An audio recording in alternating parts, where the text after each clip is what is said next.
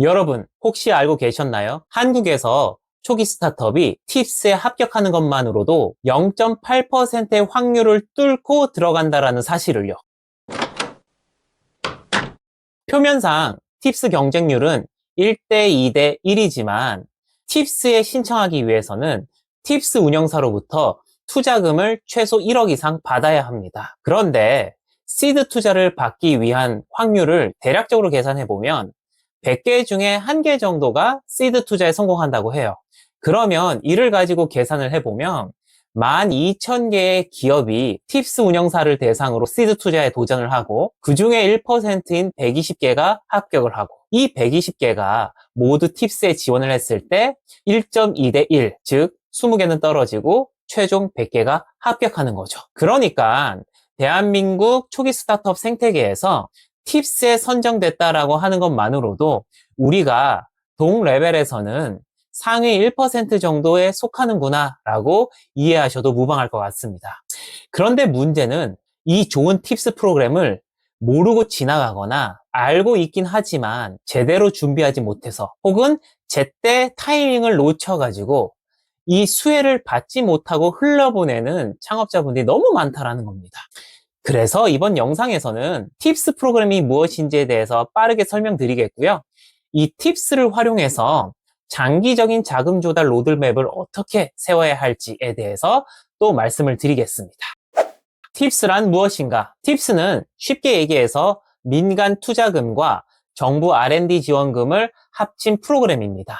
보통 정부 지원 프로그램은 공공에서 지원할 기업을 선발하는데요. 팁스는 정부에서 선발하는 게 아니라 팁스 운영사로 불리는 그런 엑셀러레이터라든지 VC가 먼저 선별하고 선투자한 다음에 정부에 추천하는 방식으로 운영하는 프로그램입니다. 그래서 쉽게 설명드리면 팁스 운영사로부터 1억 원 정도 먼저 투자금을 받고요.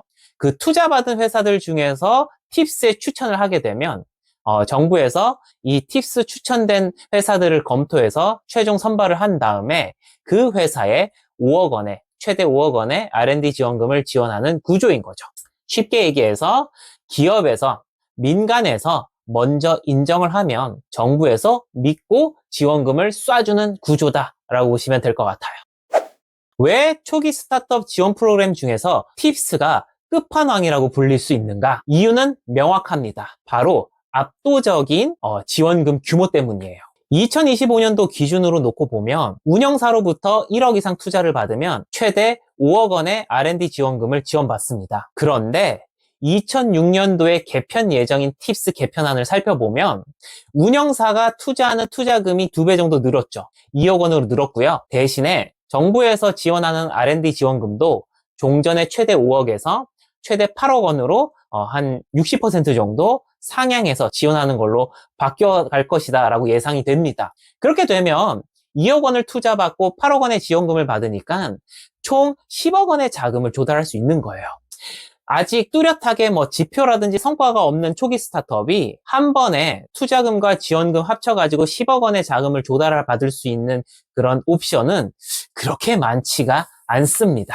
물론 일각에서는 팁스 운영사가 팁스 추천을 빌미로 너무 많은 지분을 요구한다라는 불만도 나오고 있는 경우들이 있는데요. 그럼에도 불구하고 만약에 내가 이 10억 원이라는 자금을 오롯이 투자 유치로만 조달해야 한다면 인정받아야 할 밸류를 더 높임에도 불구하고 지분 이석은 더 될 것 같아요. 그렇기 때문에 이런저런 약간의 잡음은 있지만 초기 단계 스타트업이 자금을 조달할 수 있는 가장 최고의 옵션이 팁스인 거는 변하지 않는 사실인 것 같습니다. 그리고 팁스가 또 좋은 점이 하나 있어요. 바로 업종 불문하고 운영사에서 추천한 과제를 검토해서 선정되면 R&D 지원금을 제공한다라는 점이에요. 대부분의 연구개발 과제들을 보면 바이오라든지 반도체라든지 로봇이라든지 이런 식으로 딥테크 영역에 뭔가 편중돼 있어서 플랫폼이라든지 AI 에이전트라든지 커머스라든지 이런 업종의 스타트업들이 뭔가 받을 만한 사업이 그렇게 많지는 않은데요. 팁스는 그거와 상관없이 내가 커머스를 하던 AI 에이전트를 하던 플랫폼을 하던 상관없이 내가 만약에 팁스 운영사로부터 1억 원을 투자받고 특정 기술 개발 과제를 정리를 해가지고 운영사에서 추천을 해줬는데 그게 선정이 된다 하면 최대 현재는 5억 원, 내년에는 한 8억 원 정도 R&D 지원금을 업종 불문, 조건 불문하고 받을 수 있기 때문에 특히 컨슈머를 대상으로 하는 스타트업의 경우에는 R&D 자금을 받을 수 있는 거의 뭐 유일한 사업이지 않나 생각이 됩니다. 그럼 팁스에 선정되면 수혜 기업은 어떤 베네핏이 있을까? 계속 반복되는 얘기인 것 같은데요. 세 가지로 요약해서 말씀을 드리겠습니다. 첫 번째는 대규모의 자금을 확보할 수 있다. 25년도 기준으로는 1억 투자에 5억, 그래서 도합 6억. 그리고 26년도 개편한 대로 만약에 개편이 된다면 2억 원 투자에 8억 원의 지원금을 받아 10억 원이라는 자금을, 대규모의 자금을 한 번에 획득할 수 있다라는 베네핏이 있죠. 두 번째로는 팁스 운영사들이 대부분 엑셀러레이터 또는 벤처 캐피탈인데 이미 시장에서 유의미한 활동과 성과를 내고 있는 검증된 업체라는 점입니다. 그렇기 때문에 각 운영사마다 나름의 노하우와 네트워크라든지 지원 정책들이 또 있다 보니까 R&D 지원금과 별개로 뭐 후속 투자를 받는 과정에서 이런 운영사의 네트워크를 지원받는다라든지 아니면 성장에 대한 고민이 있는데 마침 내부의 포트폴리오 기업을 대상으로 성장에 대한 자문을 해준다라든지 등등의 운영사마다 갖고 있는 지원책도 누릴 수 있다라는 장점이 있는 거죠. 그리고 마지막 세 번째 효과는 브랜드 효과인 것 같아요.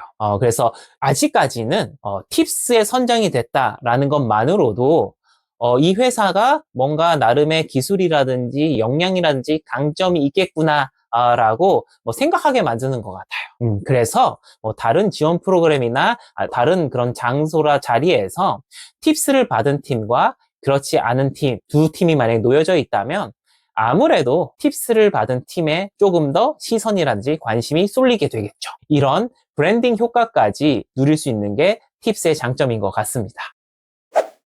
그럼 어떤 기업이 팁스에 신청할 수 있을까요? 자세한 지원 자격은 공식 홈페이지의 공고문을 살펴보시면 되겠지만 간단하게 얘기를 드리자면 팁스에 지원할 수 있는 자격을 갖추려면 창업 7년 미만의 팁스 운영사로부터 1억 원 이상의 투자금을 받아야 한다. 지원 자격만 놓고 보면 그렇게 어려운 건 아니죠. 근데 중요한 거는 팁스에 도전하기 위해서는 팁스 운영사로부터 팁스 운영사가 가지고 있는 추천권을 나에게 쓴다라는 어떤 약속이라든지 그런 할당을 받아야 됩니다. 그래서 시드 투자를 협의하기 전에 팁스 추천권에 대한 사용 여부 같은 것도 반드시 사전에 협의를 하시고 진행을 하시는 게 필요하겠죠. 팁스 프로그램이 결국 지원 자격이 7년 이내의 창업 기업이다 보니까 7년 내에만 팁스 운영사로부터 1억 원 이상 투자를 받고 팁스에 도전하면 되는 거 아닌가라고 뭔가 나이브하게 생각하시는 창업자분도 많이 계시는 것 같아요.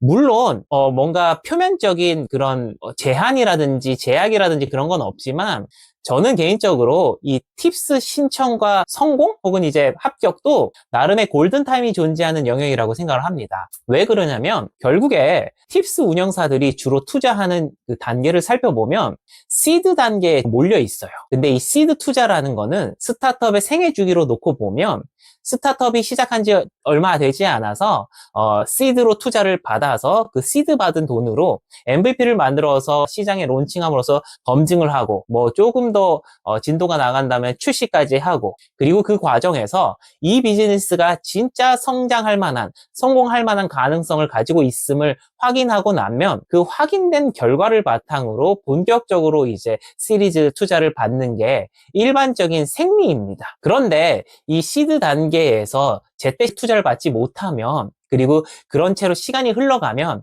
오히려 뒤로 가면 뒤로 갈수록 새롭게 나오는 스타트업들이 워낙 많아지다 보니까 시드 투자를 받기에 더 어려워지는 거죠. 그리고 투자자들도 이런 생각을 하겠죠. 왜 이 기업은 4, 5년이 지났는데도 시드 투자를 받지 못했을까?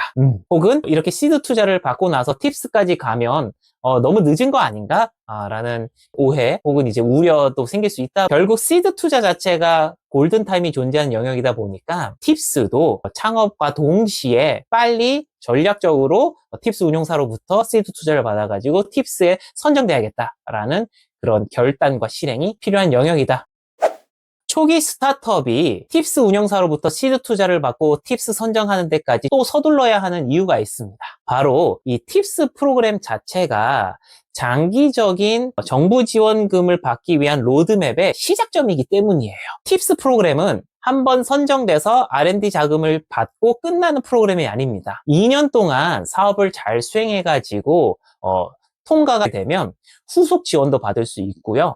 팁스에 선정됐던 팀들이 조금 더 유리하게 받을 수 있는 다음 단계 팁스들도 존재하는 그런 영역이다. 예를 들어서 2026년도 개편안을 기준으로 놓고 보면 만약 내가 팁스에 선정이 됐다라고 한다면 8억 원의 지원금을 받게 되겠죠. 2년 동안. 그리고 그 2년 동안 잘해서 합격 판정이 나면 포스트 팁스라 그래가지고 팁스 과제를 성공적으로 수행한 팀들을 대상으로 추가 지원하는 프로그램이 있어요. 거기에 또 요건을 맞춰서 추가 투자도 받고 이렇게 해가지고 포스트 팁스에 선정이 되면 물론 이제 지원금의 차이는 있겠지만 대략 7억 정도의 지원금을 또 받게 되는 거죠. 18개월 동안. 그렇게 18개월 동안 7억 원의 자금을 잘 활용을 해가지고 또 성과를 만들고 나면 그 다음 단계로는 스케일업 팁스라는 또 프로그램이 있습니다. 만약에 내가 스케일업 팁스에 뭔가 지원을 받을 수 있는 분야다 라고 한다면 스케일업 팁스 운영사로부터 또 10억 이상 투자를 받고 스케일업 팁스에 지원을 해서 선정이 된다면 3년에 걸쳐서 30억의 지원금을 받을 것이다 라고 지금은 이제 예상할 수 있어요. 아직 구체적으로 스케일업 팁스는 3년 동안 얼마를 최대 지원할 거다 이게 확정된 건 아니지만 어쨌든 스케일업 팁스 30억을 받아가지고 3년 또 잘하면 글로벌 VC로부터 투자를 100만 달러 이상 받으면 앞으로 신설 예정인 글로벌 팁스에 신청할 수 있는 자격이 될 거고요. 그렇게 선정이 되면 또 50억 이상의 또 지원금이 받을 수 있다고 하니까 이렇게 7, 8년 동안 팁스를 시작으로 글로벌 팁스까지만 잘 안착을 한다라고 가정을 하면 8억, 7억, 30억, 50억 이상 다 합쳐가지고 100억 원 가까운 지원금을 받을 수 있는 거죠. 그렇기 때문에 시드 투자를 시작으로 해가지고 라운드를 어떻게 거쳐갈 거냐라는 계획과 이 라운드 계획과 함께 발맞춰서 팁스를 시작으로 R&D 지원금은 또 어떻게 받아갈 거냐 이런 것들을 사전에 미리 고민을 하면 그렇지 않은 팀에 비해서 자금 조달을 보다 더 수월하게 할 수 있겠죠. 저는 그렇기 때문에라도 팁스를 최대한 일찍 받고 장기적인 관점으로 후속 프로그램에 계속 도달하면서 지원금을 받는 그런 구조를 생각하는 게 초기 창업자에게 훨씬 이득이고 필요하다라고 생각을 합니다. 이상 지금까지 초기 스타트업 지원 프로그램의 최고봉이라고 할 수 있는 팁스 프로그램에 대해서 간단하게 설명드리고 팁스를 시작으로 한 자금 조달 로드맵까지 한번 살펴봤습니다. 여기까지 영상을 시청해주신 분이라면 이제 머릿속에 단 하나의 근본적인 질문만 남아있을 것 같아요.